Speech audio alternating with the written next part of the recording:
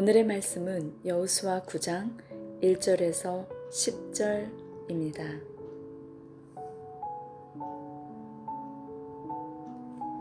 이 일 후에 요단 서쪽 산지와 평지와 레바논 앞 대연안에 있는 햇사람과 아모리 사람과 가나안 사람과 브리스 사람과 히위 사람과 여부수 사람의 모든 왕들이 이 일을 듣고 모여서 일심으로 여호수아와 이스라엘에 맞서서 싸우려 하더라.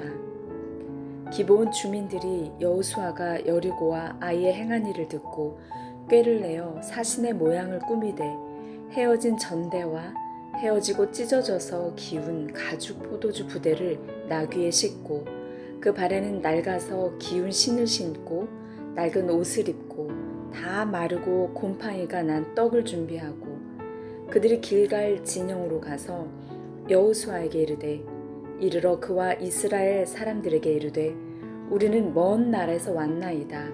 이제 우리와 조약을 맺읍시다 하니 이스라엘 사람들이 히위 사람에게 이르되 너희가 우리 가운데 거주하는 듯하니 우리가 어떻게 너희와 조약을 맺을 수 있으랴 하나 그들이 여호수아에게 이르되 우리는 당신의 종들이니이다 하매 여호수아가 그들에게 묻되 너희는 누구며 어디서 왔느냐 하니 그들이 여호수아에게 대답하되 종들은 당신의 하나님 여호와의 이름으로 말미암아 심히 먼 나라에서 왔사오니 이는 우리가 그의 소문과 그가 애굽에서 행하신 모든 일을 들으며 또 그가 요단 동쪽에 있는 아모리 사람의 두 왕들 곧 헤스본 왕 시온과 아스다롯에 있는 바산 왕 옥에게 행하신 모든 일을 들었음이니이다.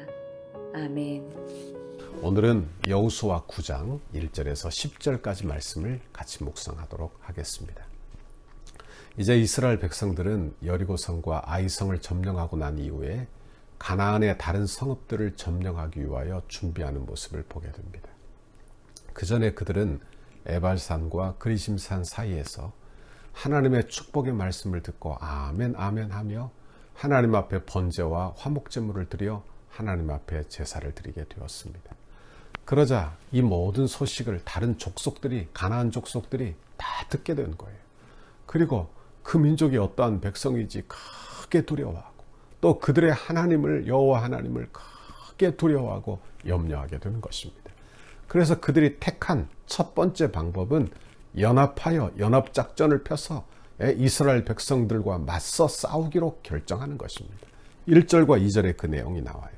이 일 후에 요단 서쪽 산지와 평지와 레바논 앞 대해 연안에 있는 햇사람과 아모리 사람과 가나안 사람과 브리스 사람과 히위 사람과 여부스 사람의 모든 왕들이 이 일을 듣고 모여서 일심으로 여호수아와 이스라엘에 맞서서 싸우려 하더라. 이렇게 말하고 있어요. 그러니 모든 대적이 다 연합하는 것입니다. 여러분 교회를 향하여 하나님의 나라를 향하여 이 세상도 다 연합하여 하나님의 나라를 대적하는 것을 보게 되는 거예요. 죄인들이 얼마나 잘 연합하는지 모릅니다. 그런데 한 가지 다른 길을 택하는 족속이 있었어요. 그건 기브온 족속입니다.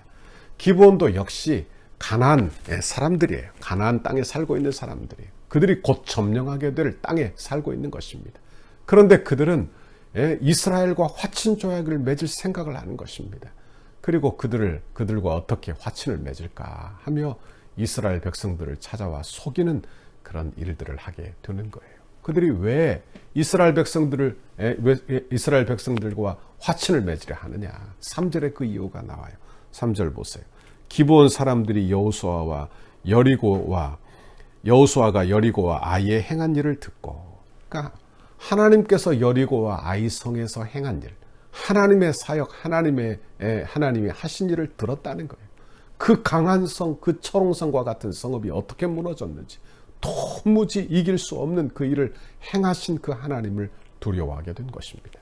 그리고 자기들도 이길 수 없다 생각하고, 그리고 포기하고 다른 방법을 택하게 되는 거예요. 참 지혜롭죠. 그리고 그들은 이스라엘 백성들과 화친을 맺기 위하여 그렇게 거짓말로 찾아오게 되는 것을 보게 됩니다. 4절 6절에 그 꾀가 나와요. 4절 6절을 보십시오. 꾀를 내어 사신의 모양을 꾸미되 헤어진 전대와 헤어지고 찢어져서 기운 가죽 포도주 부대를 나귀에 싣고 그 발에는 낡아서 기운 신을 신고 낡은 옷을 입고 다 마르고 곰팡이가 난 떡을 준비하고 그들이 길갈 진영으로 가서 여호수아에게 이르러 그와 이스라엘 사람들에게 이르되 우리는 먼 나라에서 왔나이다. 이제 우리와 조약을 맺읍시다 하니. 그래요. 여기 기브온 족속들이 사용한 방법은 어떤 것입니까? 먼 나라에서 왔다. 그러면 속인 것입니다. 그들의 전법은 뭐냐? 곰팡이가 있는 떡과 낡은 포도주 그리고 헤어진 가죽 전대 이렇게 아주 낡고 오래 여행한 것처럼 그렇게 꾸며서 이스라엘 백성들을 찾아오게 된 거예요. 여러분, 그런데 그들이 스스로 종이 되겠다 그렇게 하는 모습을 보게 되는 것입니다. 8절을 보십시오. 그들이 여호수아에게 이르되 우리는 당신들의 종이니이다 하며 여호수아가 그들에게 묻되 너희는 누구며 어디에서 왔느냐. 그래요. 여기 보면 기브온 족속들은 가나안 족속과 동등한 이스라엘 백성들과 동등한 조약을 맺는 게 아니라 종으로서의 화친 조약을 맺기를 원하는 것입니다. 참 비참한 모습이기도 하죠. 아주 항복하고 종이 되겠다. 그러나 이것은 그들이 살기 위한 아주 궁여지책이라는 것을 알게 되는 것입니다. 자신의 상황을 잘 파악하고 지혜롭게 행동하는 것이죠. 그 결과 그들이 살아나게 됩니다. 하지만 이스라엘 백성들에게 있어서는 어찌 보면 참 잘못된 판단을 한 거예요. 왜? 하나님이 어떻게 하라 하였느냐. 그 땅에 사는 모든 족속을 다 몰아내라. 그들과 화친하지 말고 조약을 맺지 말라 하였어요. 왜? 가나안 족속이 그들 안에 들어오면 가나안 문화를 따라가기 마련이 아닙니까? 그러니 하나님이 그들을 진멸하고 그들을 다 쫓아내기를 원하셨다 그런 말이에요. 그런데 여러분, 이스라엘 백성들은 기브온 족속이 찾아올 때 하나님께 묻지 않아요. 하나님께 묻지 않아요. 그저 하나님의 말씀을 귀담아 듣지 않고 그들이 먼 지방에서 왔다 하니까 그 말을 그대로 믿고, 그리고 먼 곳에 온 사람들은 하나님의 명령 밖에 있는 사람이니 우리가 하나님 앞에 물을 필요 없이 그냥 우리 판단대로 하면 될 것이다. 그렇게 생각을 한 것입니다. 여러분, 그러나 여러분 아이성에서 실패한 것이 어떤 것이었어요? 하나님 앞에 묻지 않은 게 아닌 거 아닙니까? 그런데 여기에서 또 똑같은 실수를 하게 되는 거예요. 적은 일이지만 하나님께 물어봐야 했다. 하나님, 이 민족이 정말 먼 곳에서 왔습니까? 하며 묻기만 했더라도 얼마나 좋았겠어요. 그런데 하나님 앞에 묻지 않아요.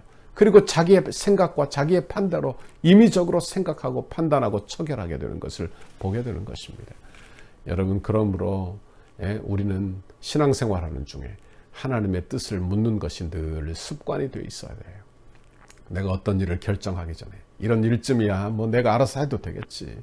이것은 자명한 일이니까 그저 내가 알아서 하면 되겠지. 기도하지 않아도 그냥 잘할 수 있는 일이야. 이렇게 생각할 것이 아니라 순간순간 하나님의 뜻을 묻는 것입니다. 하나님, 이렇게 하는 것이 맞는 일입니까? 이것이 하나님의 뜻입니까? 우리 교회도 어떤 사역을 감당할 때 정말 이것이 하나님의 뜻입니까? 그렇게 기도하며 하나님의 뜻을 물어 감당한다면 결코 실패하지 않게 될 줄 믿습니다.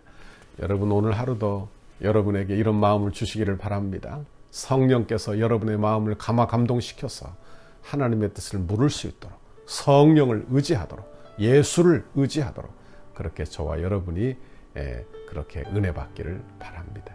원하기는 오늘 하루도 여러분이 어떤 결정을 하든지 어떤 일을 하든지 어떤 문제 앞에 놓여 있든지 하나님 앞에 먼저 물으시고, 그리고 하나님 도와주세요. 하나님의 은혜가 아니면 안 됩니다. 내 힘으로는 안 됩니다. 하나님 앞에 고백하고, 그리고 하나님의 인도하심 받아 주의 뜻을 감당하는 저와 여러분 모두가 되시기를 주님의 이름으로 축원합니다. 같이 기도하겠습니다. 하나님 아버지, 고맙고 감사합니다. 이스라엘 백성들이 아이성에서 실패했음에도 또다시 기브온 민족을 만나 또 같은 실수를 반복하는 것을 보았습니다. 하나님, 우리는 신앙생활 감당하며 같은 실수 반복하지 않게 해주시고, 하나님 늘 하나님 앞에 물어 감당하게 해주시고, 하나님 앞에 기도함으로 주의 뜻을 분별하게 해주시고, 그래서 주의 뜻대로만 하나님 주의 일이 되어가도록, 내 인생이 아버지 경영되어지도록, 하나님 주님의 몸된 교회가 세워지도록 인도하여 주옵소서. 감사합니다. 예수님 이름으로 기도하옵나이다. 아멘.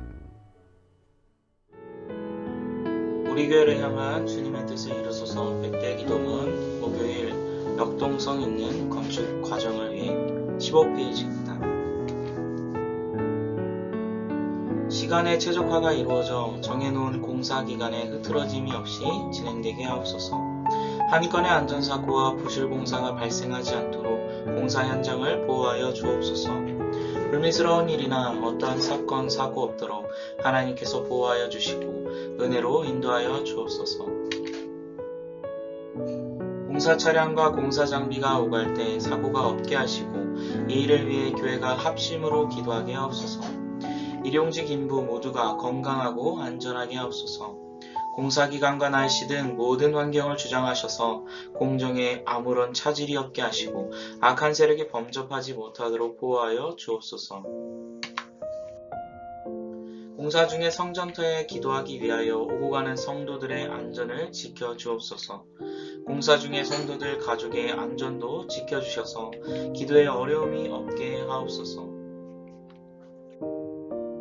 건축에 필요한 모든 재정이 시기적절하게 잘 채워지게 하시고 재정의 활용도가 높아져 재정 누수가 없게 하옵소서. 성도들의 눈물이 담긴 헌금을 빈틈없이 관리할 수 있도록 재정을 담당하는 실무자들에게 정직함과 지혜를 주시고 건축 헌금을 드리는 성도들에게 복을 주셔서 은혜의 간증이 넘치게 하옵소서. 모든 건축 재원이 순조롭게 마련되게 하시고 공사 과정과 준공에 이르기까지 모든 진행 과정에 재정 집행에 어려움이 없게 하옵소서. 건축으로 인해 사역이 위축되지 않고 오히려 풍족하게 채워지는 성령의 역사가 일어나게 하옵소서. 공사 과정에서 발생할 수 있는 모든 민원의 소지를 차단하여 주시고 행정당국과 적극적이고 긴밀한 협력관계를 구축하게 하옵소서. 건축이 진행되는 동안 지역사회와 이웃주민들과 깊은 신뢰의 관계를 형성하게 하시고 덕소교회에 대하여 기대감과 소망을 품게 하옵소서. 인접 건물이나 대지 소유자, 인접 주민들과 친밀한 관계 속에 무진동, 무소음, 무분진 공법으로 안전한 철거와 안전한 터파기가 되게 하옵소서. 적절한 공사기간, 공사비 절감, 최고의 품질을 위해 세밀한 업무가 이루어지게 하옵소서. 건축에 사각지대가 없게 하시고 관계자들이 아름다운 손길로 섬기게 하옵소서. 건축의 모든 과정에 지자체와 은혜로운 협력관계가 유지되게 하셔서 덕소와 남양주 지역의 영적 부흥의 긴밀한 협조가 이루어지게 하옵소서. 건축의 모든 과정을 세밀하게 인도해 주옵소서. 공정관리, 원가관리, 품질관리, 계약관리가 잘 이루어지게 하시고 조금의 지체함도 없이 계획대로 순적하게 진행, 완공되게 하옵소서.